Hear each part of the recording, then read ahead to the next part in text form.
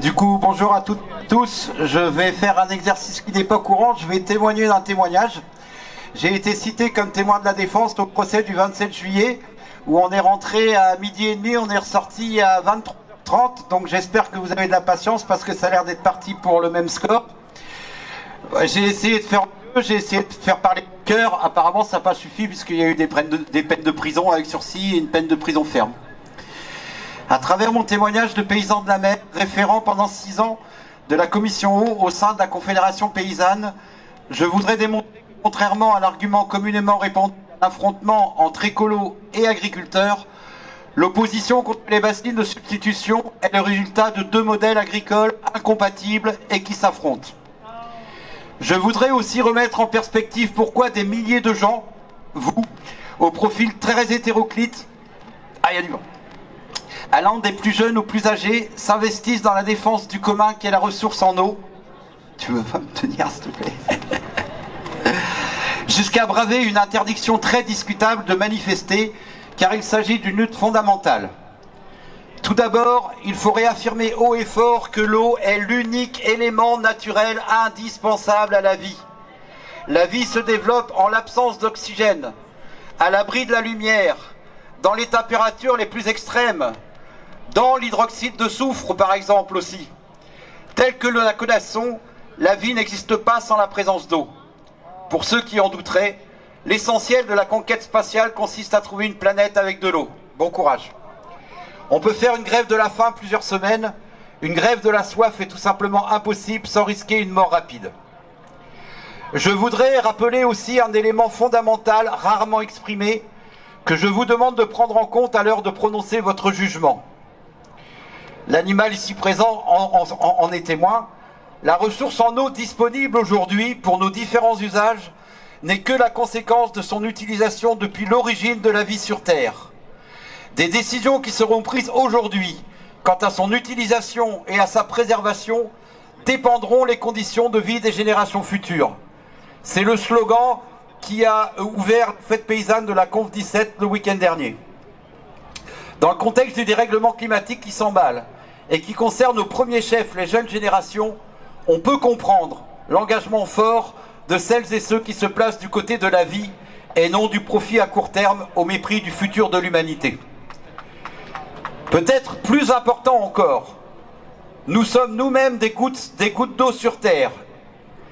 Et comble d'ironie, nous sommes des gouttes d'eau de mer puisque nous avons la même composition que l'océan. Notre corps est composé de 70% d'eau que nous perdons constamment en transpirant ou en urinant.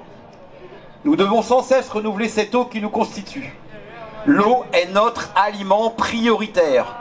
Que ce soit sous forme liquide ou solide, la viande est constituée de 70% d'eau, les végétaux entre 80 et 90% d'eau pour les fruits et légumes.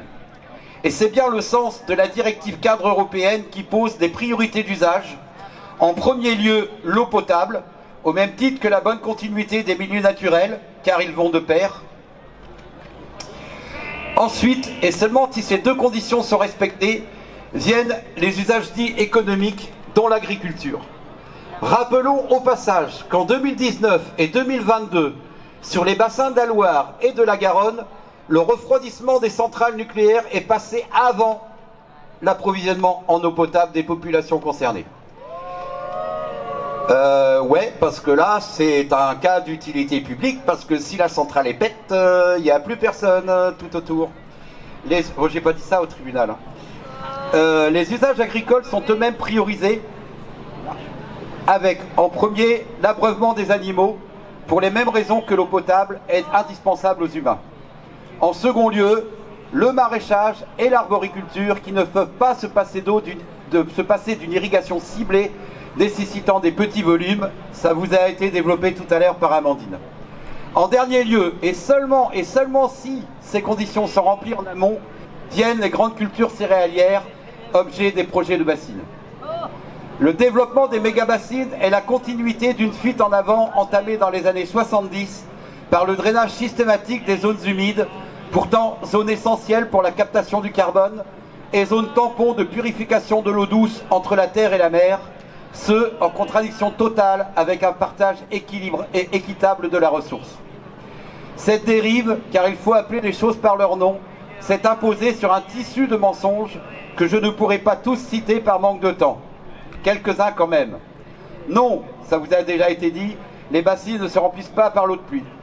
Il a fallu le démontage revendiqué à visage découvert par la Confédération paysanne d'une pompe sur la bassine de Cran-Chaban, jugée illégale à de multiples reprises, pour enfin ouvrir les yeux du ministre de l'Agriculture Julien Denormandie. Le porte-parole Nicolas Giraud de la Confédération paysanne de l'époque a été jugé et condamné pour cet acte écoterroriste à l'euro symbolique. Non, une goutte d'eau qui part à la rivière n'est pas une goutte d'eau perdue. Je rappelle que la Sèvre niortaise est un fleuve côtier qui alimente la baie d'Aiguillon et le Pertuis breton, où sont produites 20% des moules françaises. Je vais peut-être vous surprendre en vous annonçant que l'océan a soif. C'est pourtant la triste réalité. L'été dernier, la mytiliculture charentaise a été éligible aux calamités agricoles sécheresse, avec des tailles maximales de moules n'excédant pas 2,5 cm pour une taille de commercialisation de 4 cm. Je vous rappelle, si vous n'êtes pas au courant, que cette année, depuis le mois de mai, à l'échelle de la planète, nous vivons une surchauffe des océans de plus 5,5 degrés. Ce lien terre et mer est systématiquement occulté par les irrigants, alors même qu'il est le facteur essentiel du grand cycle de l'eau.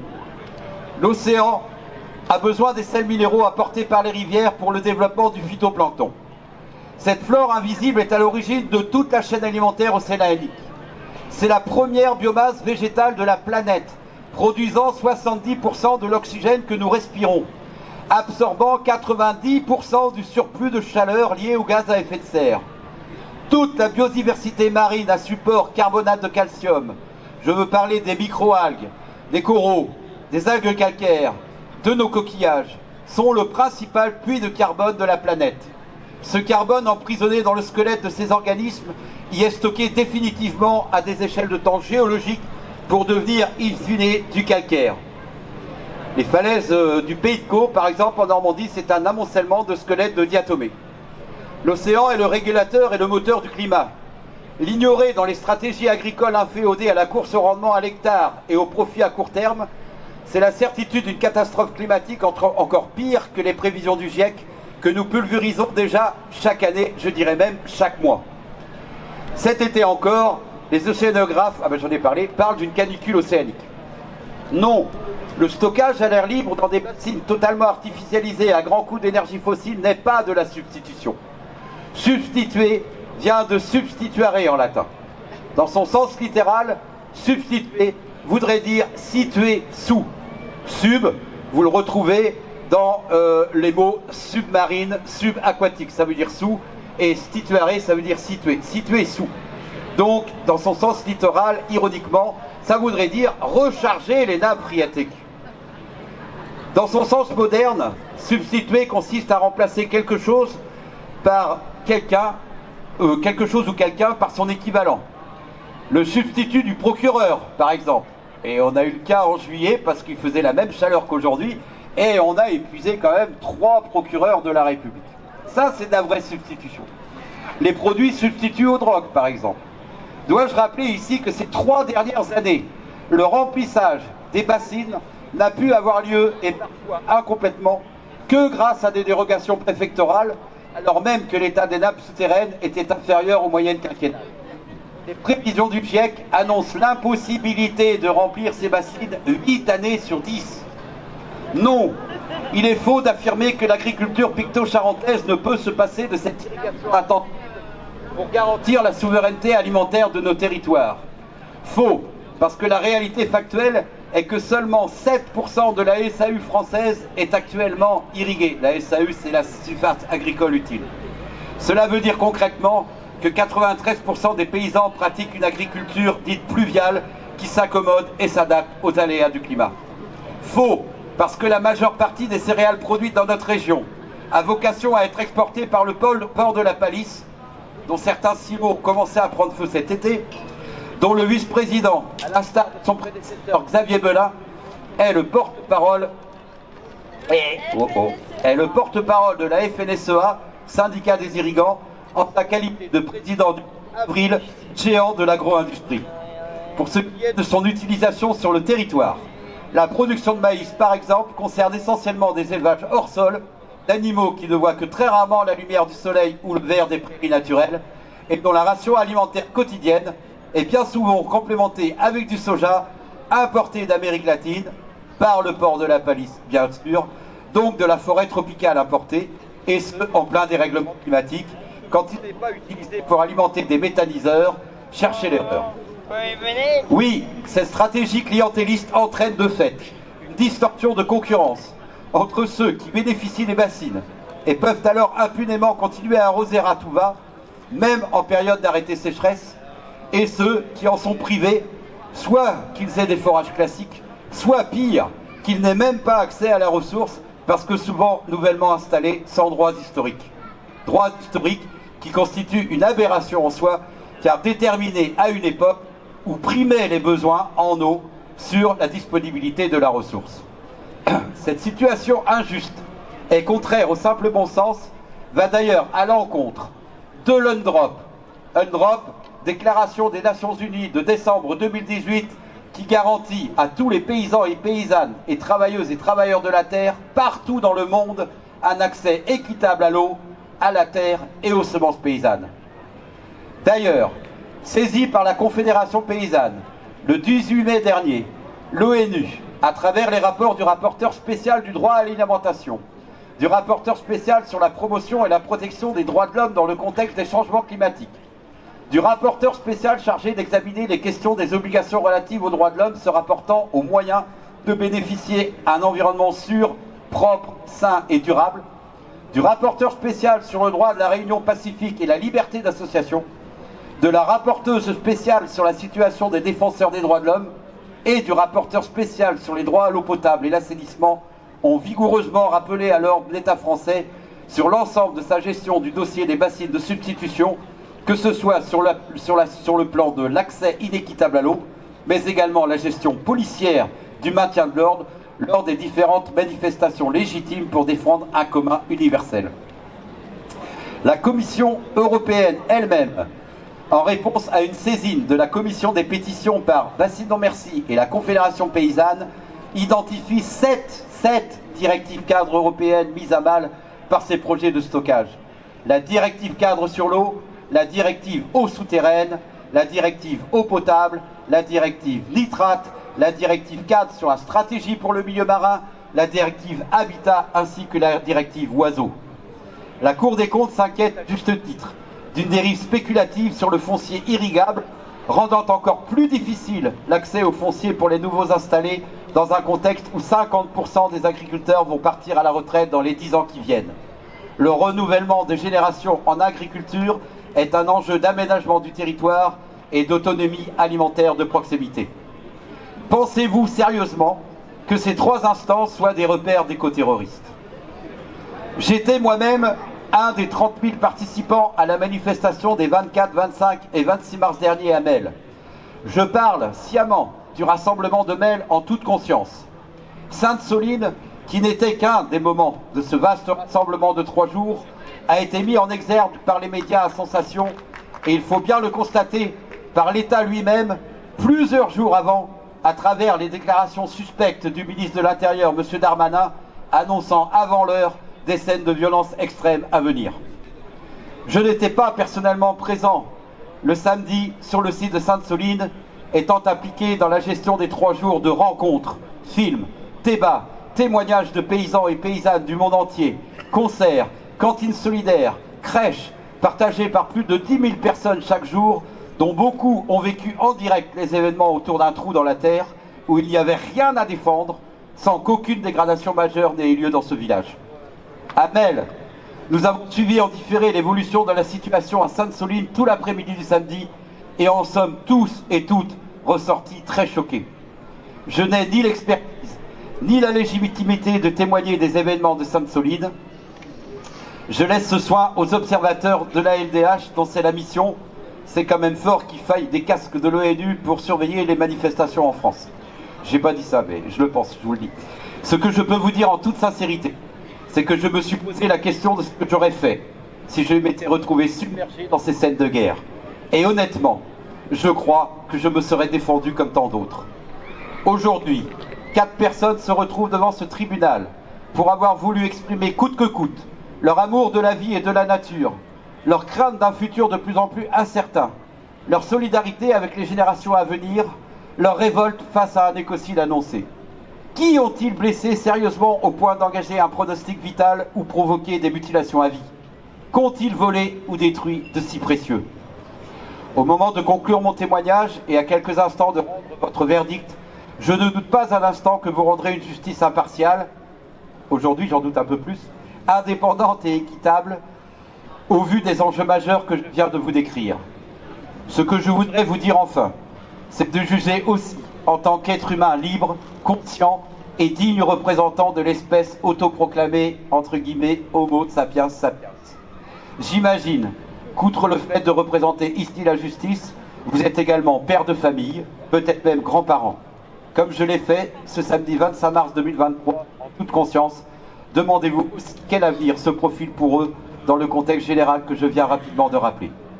Tous les communs qui permettent la vie, et en premier la ressource fragile de l'eau, ne nous appartiennent pas, ce sont des enfants qui nous la prêtent. Que la sagesse de l'apaisement guide votre verdict. Merci de m'avoir écouté. J'ai fait ce que j'ai pu. Les deux autres témoins ont fait aussi ce qu'ils ont pu. Le deuxième témoin, c'était une personne de la Ligue des droits de l'homme qui a été vraiment, je dis, triturée par l'avocat de la partie civile qui représentait conjointement la COP de l'eau et la gendarmerie. Bah oui, pourquoi pas, la collusion entre l'État et la FNSEA est très claire, ils n'ont même pas besoin d'avoir 2 avocats différents. Et le troisième témoin était un monsieur d'un certain âge, de Mauzé-sur-le-Mignon, qui a été blessé à Sainte-Soline, donc éclat d'obus dans les jambes, et il a perdu complètement l'oreille droite avec une grenade assourdissante. Voilà. À aucun moment dans ce... Donc il y avait le fameux moine et 3 autres prévenus. Donc le moine a été jugé à part et les 3 autres prévenus en groupe, ils n'avaient pas les mêmes chefs d'inculpation. À aucun moment, je rappelle, on est rentré à 12h30, on est ressorti à 23h30, à aucun moment, dans aucun document de la gendarmerie qu'on nous a montré, on ne peut montrer aucun des 4 dans un acte de violence contre les forces de l'ordre. À aucun moment. À part un des prévenus, qu'on appellera le lapin rose, parce qu'il avait il jouait dans une batucada et il avait une pelisse de lapin rose sur lui. Il a ramassé un gilet de gendarme. Je rappelle que les gendarmes, quand les camions ont commencé à prendre feu, ils ont sorti tout ce qu'il y avait dans les camions et tout ça était par terre en vrac. Donc il a pris un gilet, il a mis sur le dos, allez hop, vol et recel de matériel de gendarmerie. Le moine, à aucun moment, dans les photos qu'on nous a montrées de reconnaissance faciale, on ne peut prouver impartialement que derrière la soutane, c'était la personne qui avait dans le tribunal. Et pourtant, il prend un enferme. C'est un mec hyper violent, il travaille dans un EHPAD, et dans cet EHPAD, il fait faire du maraîchage aux vieux. Le lapin rose, il faisait partie d'une batucada, et il encadrait donc les manifestants avec de la musique. Bravo.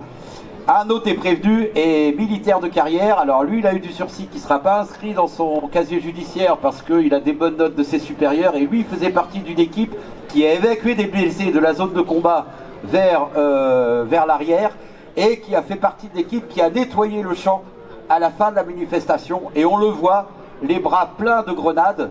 Et il se baisse, il ramasse un gilet de gendarme, il l'attache à sa ceinture et il le garde toute la soirée attaché à sa ceinture. Vol et recel. Et le troisième, personne n'a compris ce qu'il faisait là, ni pourquoi il avait une peine de prison, sauf à savoir qu'il avait un casier du temps où il était mineur, placé dans un foyer. Voilà, tout est ressorti. Eh bien, je vous le dis franchement, ça a été une super expérience humaine, parce que j'avais jamais vécu ça. Par contre, ça m'a pas du tout rassuré sur l'impartialité de la justice en France. Voilà, merci.